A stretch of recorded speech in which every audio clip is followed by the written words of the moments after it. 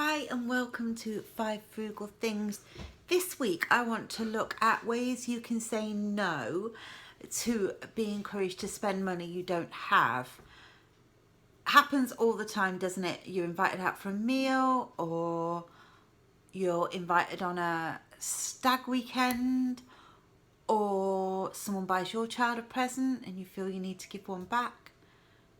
How do you say no to spending that extra money?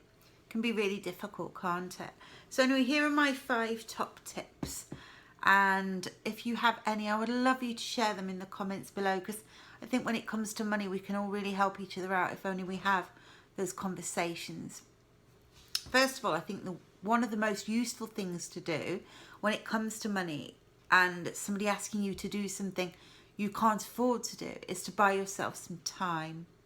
For example, if somebody sends you a text saying, we're going out for a meal on Saturday, would love you to come.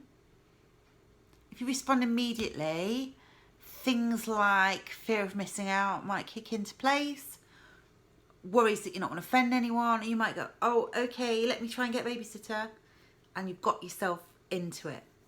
Then they chase you up, have you managed to get a babysitter? You'll go, not quite yet, oh, well, I know someone who'll babysit for you, and you get stuck. So before you respond, you want to buy yourself some time. If you feel you need to respond to people immediately, maybe it's face-to-face, or maybe you just feel you need to respond to texts immediately, probably the best thing to do is to say, oh, thanks for inviting me, or what a lovely invitation, let me get back to you. Let me get back to you are really useful words when you're asked to do something that maybe you don't want to do, or in this scenario that you can't afford to do, because then you can think of how you're going to respond, which moves us on to the second approach. And one of the most important things in regard to money, I think, is honesty. Because if you say to somebody who's invited you to go somewhere, say for example your sister says, oh, Strictly's going to be on at the local arena, let's get tickets and go, and you say, can't make that date. A few weeks down the line, she'll probably ask you if you want to go and see something else on a different date, and you constantly have to keep making up excuses, which isn't really very easy, and people then think, don't you want to spend time with me? Is that why you keep putting me off? And it can lead to all sorts of confusion. So honesty, if you can be honest and say, do you know what, just at this time of my life I just can't afford it, and you just front that possibly awkward one-off conversation, it will save you a lot in the long run of going over and over things. I know as people, the English often find talking about money difficult, but if you are honest and say, do you know, I just haven't got that, I just can't afford to do something like that, then they're not going to keep asking you, and you're not going to keep being put in that predicament. The third thing you could do, and I always think this is possibly one of the best ways of doing it, so you're not rejecting somebody's invitation outright. What you do is you say, oh, let me think about, thanks for the invitation, let me have a think about that. And then you go back to them and say, do you know what, I really can't afford to do that at the moment, but. And that but makes everything right. And the but is you offering something else, okay? So, for example, your sister asks you by text, why don't we get tickets and go and see Strictly? And you're thinking, I can't afford it, okay? So you can reply, oh, lovely invitation, or that's a really nice idea, let me think about it.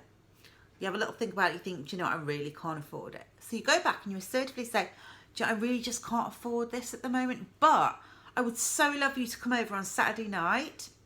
I'll make dinner and we can watch Strictly together. It'd be lovely to catch up with you that way.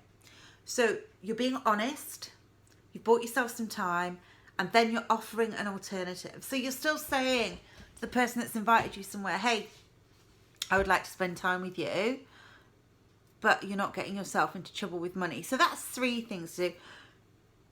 The fourth, I think, do you know, sometimes it is important to do things. and maybe you could delay what you're being asked to do. So for example, you're being asked to go out for a meal with a group of friends who you really would like to see, and you can't think of an alternative, you won't be able to accommodate them all in the house, but you're a bit skint.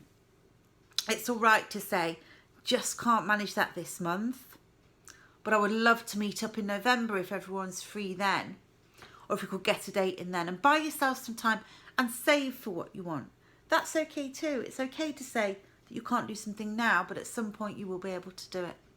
When it comes to something big that you're trying to be roped into, maybe gifting, maybe a stag do or a hen do, I think you've got to nail that one just with clarity.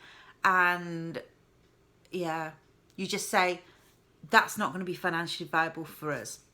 Not, let's do this instead, or let's do this later. You just need to nail it and be really honest. Because if not, you can end up in a round of expensive things. Because if you have one group of friends getting married, you've probably got others, and then it'll continue. And it's okay to be the person that doesn't go. You know, things aren't always as good as they appear on the outside, and it's absolutely fine to be that person who just can't afford to go. And you know, good friends accept that. So they're my 5 frugal tips, really. And I really hope that we can have those conversations with people, because if we can be assertive about money and creative about offering other options of what we can do, then we don't end up in such a pickle.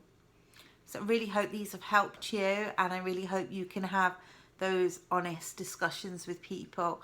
Buy yourself some time, be assertive, be creative, and yeah, make your money work for you, and don't spend it on things you can't afford. Take care and have a great week. Bye.